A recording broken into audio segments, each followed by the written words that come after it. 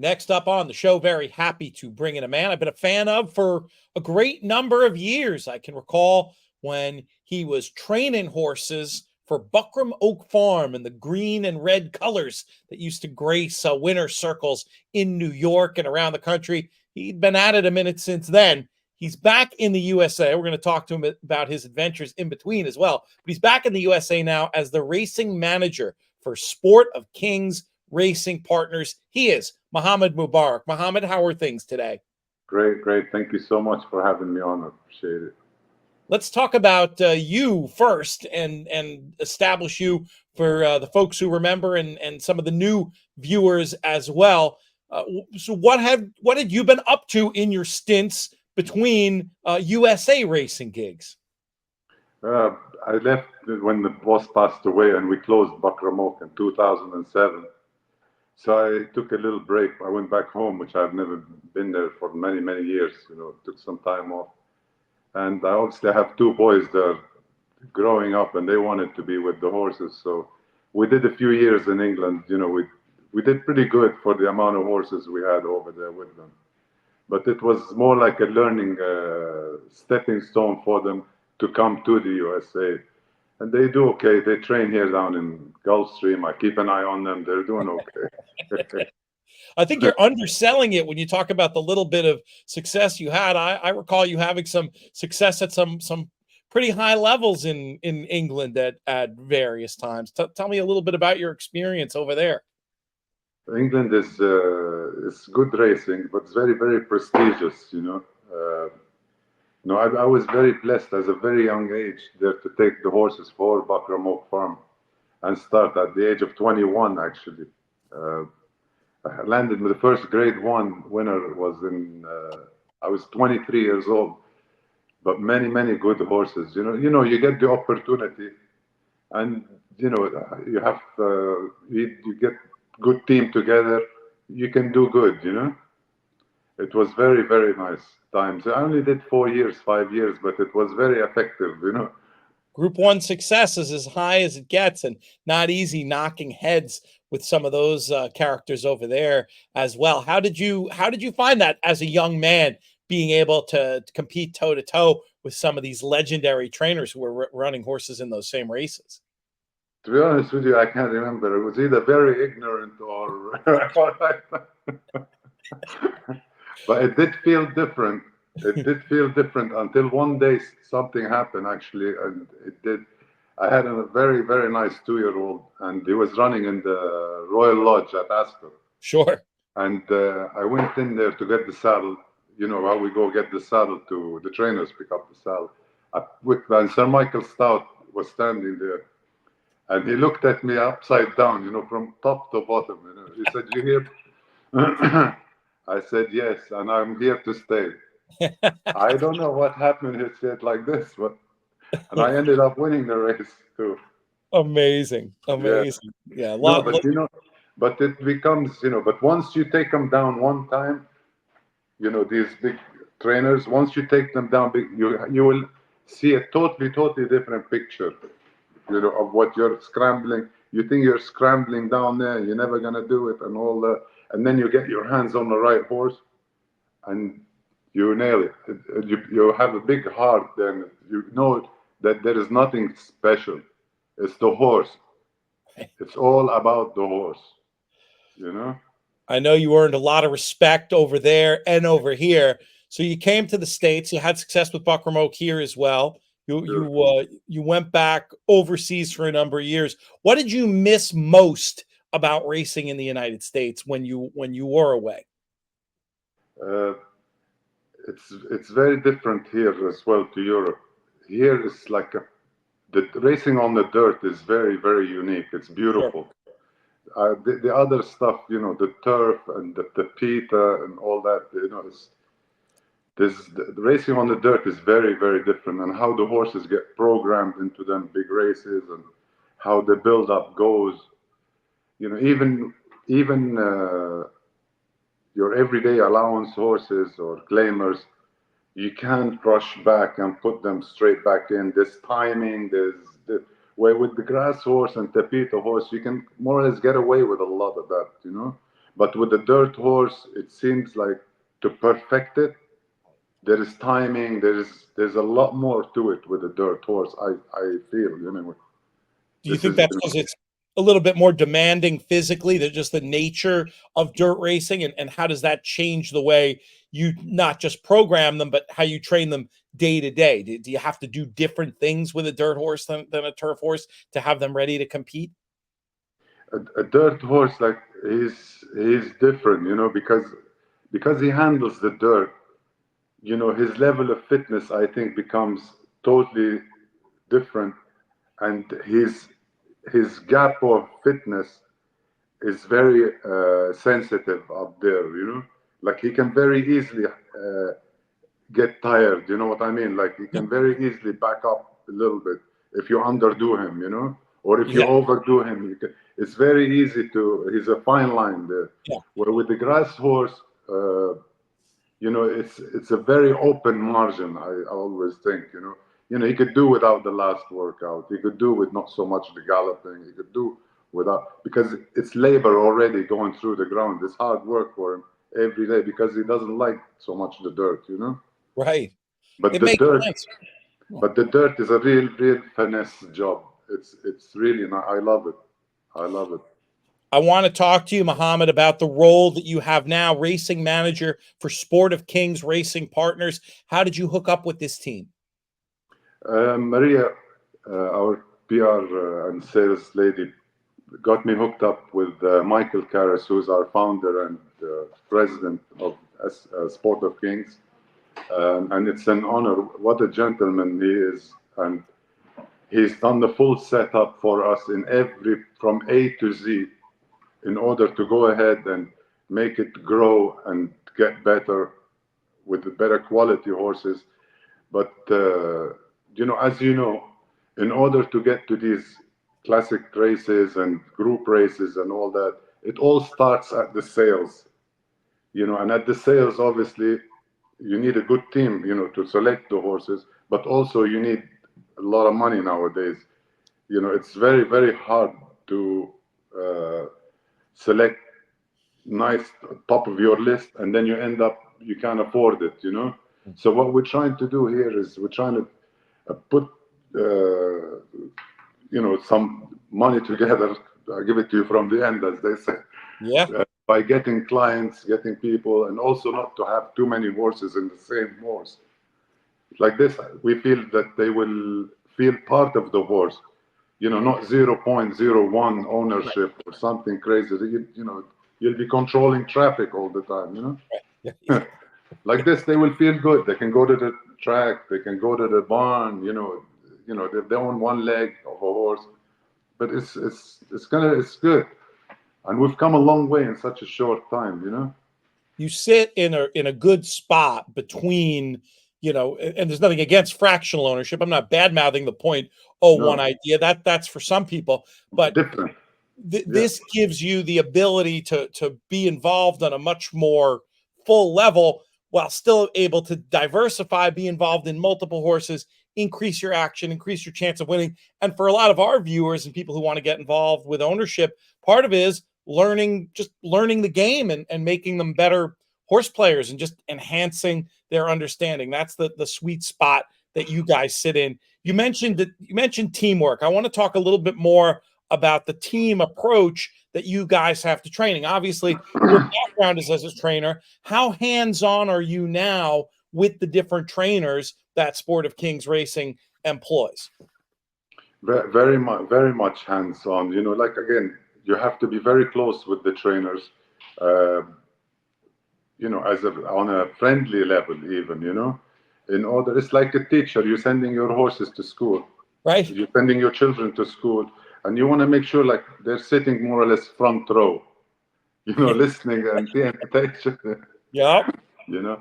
And in the days of Bakramok, obviously, I worked with the very best trainers like Billy Mott, Todd Pletcher, Rick Dutchrow, Nick Zito, Patrick Biancon, Carl Nabzer. These are all man. I was managing horses that they had belonging to Bakramok Farm, so I was able to pick up a lot of knowledge from them and learn as much as one can learn.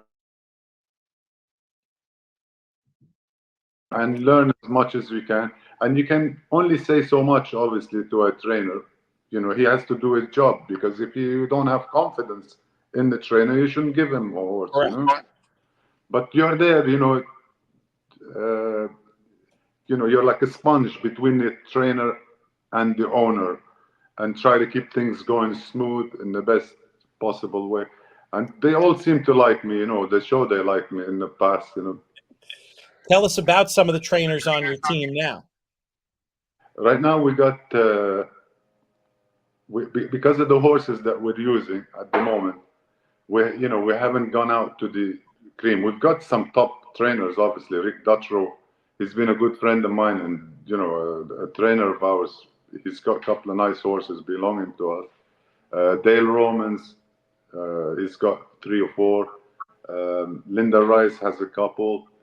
Uh, Dallas Stewart. Uh, we've spreaded them around. A little here, a little bit there. But hopefully, as soon as we get involved in the sales, to be able to approach to get some of the horses that we're really after, good 2-year-olds or something like that, then it would raise the tempo better. Yes, yes.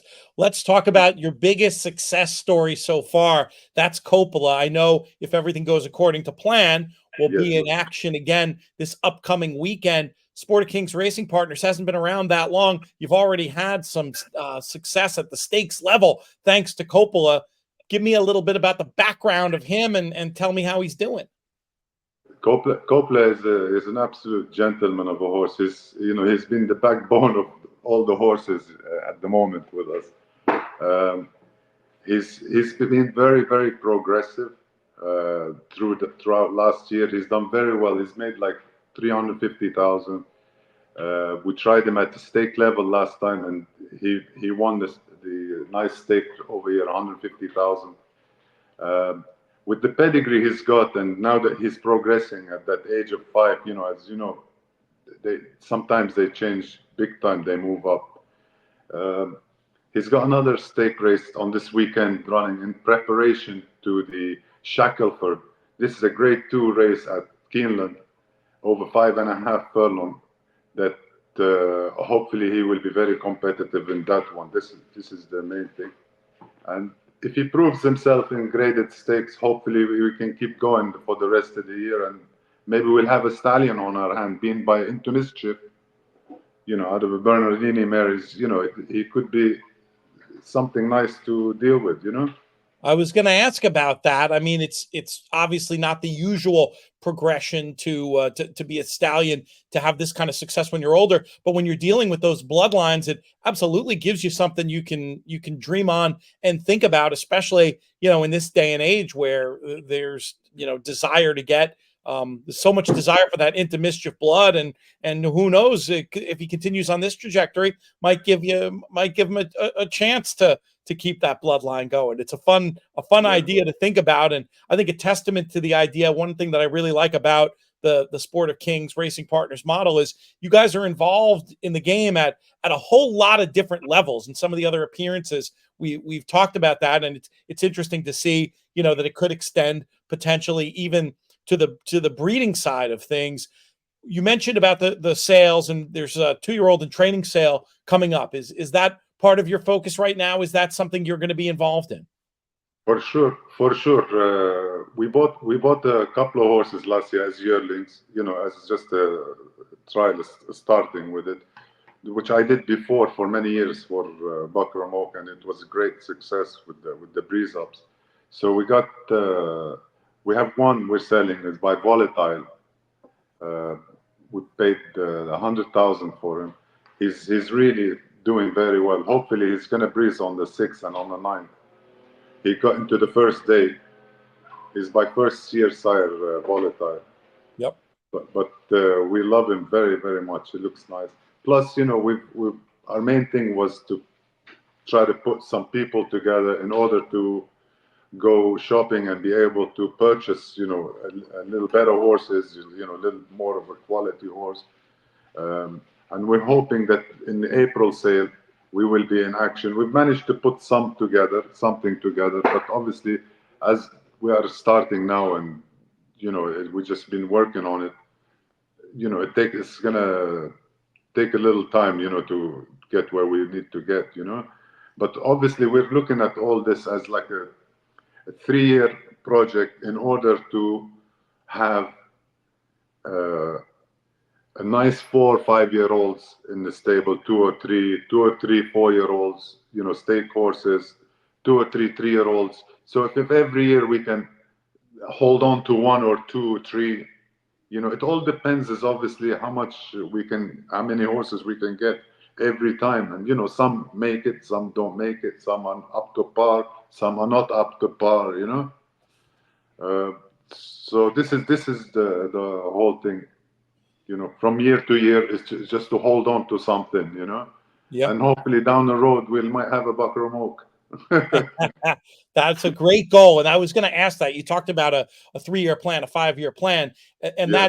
that is the idea, to ultimately be involved more on the breeding side and have partners who are involved in racing from every level. Maybe some that you're selling to help fund proceedings, some that are racing actively, some that you're looking to hold on to, maybe even for when their racing days are done. It's an ambitious project, but I know from everybody I've talked to on the team, including yourself, that you guys really seem up to the challenge. Where can folks learn? People are looking to get involved in this operation. Mohamed, I'll show the website up on the screen, but give us in your own words the best way for people to learn more about the operation and to maybe get involved themselves. It's pretty much straightforward. We got about 22 horses that are racing at the moment. If they contact our PR and sales lady Maria, she'll explain everything that needs to be explained of. You can pick whatever horse you want to get involved with, at what percentage you want to be involved with, and she'll explain. She's fantastic with that. She'll explain what's going on. Um, these are like what we call bread and butter horses and fun horses. Everyday horses. But slowly, like I say, we're trying to elevate the whole game, and get involved in the sales part of it. And hopefully by come April, we could be involved. We have something put together for April, but obviously, the more the merrier, which speeds up the whole process, which puts you more involved, more quicker. Yeah, I get it. SOKRacing.com. That's the website. That's the best way to get in touch with Maria to learn more about the operation. As Mohamed indicated, as the year goes on, the different offerings are coming up. It's worth paying attention. And even if you've looked before, go back and look now and see what some of the offerings are. Again, an ambitious plan. They've had success already. A team that I believe in. I've known Maria for almost as long as I've been a fan of Mohamed, somebody with real industry knowledge and experience, and most important of all, somebody who knows how to have a pretty good time at the racetrack. So very much looking forward, Mohamed, to everything you guys have coming up. Any other messages you want out there for the viewers before we send this segment home? No, we look forward to meeting some nice people that love to be involved with the horse world, which is a totally different world. It's nice. You get to go to different places, meet great people. It's racing is very special in itself. Website, once again, SOKRacing.com. You can learn more there. You're going to be hearing more on these airwaves, including a visit soon from Michael Karras, who Mohamed mentioned. He'll be on handicapping some races with us at the end of this week, giving us one final update on Copa before he makes his return to the races. Mohamed, thank you so much for joining us today. Really appreciated having you on. Thank you. It was nice talking to you. Nice seeing you. We'll be back right after this.